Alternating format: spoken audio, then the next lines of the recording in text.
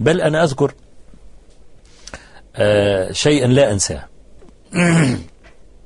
كان اللي أنا بدرس لهم كانوا في ثالثه ابتدائي رابعه ابتدائي، طبعا هم دلوقتي خلاص كبروا وبقوا مناصب يعني وكده. فحبيت طلعت في دماغي مرة بعد صلاة العشاء وما كانش في أيامينا كهرباء، كانت المغرب بيدن الدنيا ضلمة في الدنيا في الأرياف كلها يعني.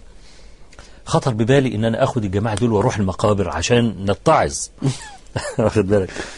خدت الولاد اول ما رحنا المقابر، وانا طبعا عمال اكلمهم عن المقابر، عمال انا طبعا متماسك وانا جوه قلبي برفرف مرعوب يعني. اول ما دخلنا المقابر لقيت العيال بيمسكوا في رجليا ويمسكوا في ايديا والكلام ده. طبعا طلبة العلم مسكتهم في ايديا ورجليا دي كانت رعباني انا.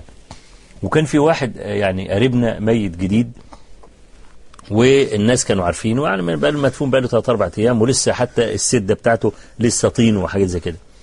فانا بقى ايه، قمت واقف قدامهم قلت لهم عارفين مين اللي في القبر؟ كله مسك في رجليا انا نفسي اترعبت. قلت لهم فلان الفلاني الذي مات، احنا كلنا. المهم انا خفت، عيل صرخ كده خفت يجيله صرع.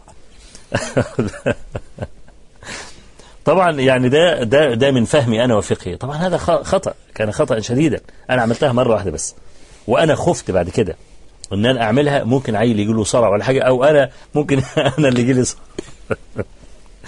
لان الخوف على الكل. ده برضه ما انا بقول لك ده من الفهم يعني، اللي الواحد كان متحمس عايز يعمل اي حاجة للدين والكلام ده، بس ما عنديش العلم يعني.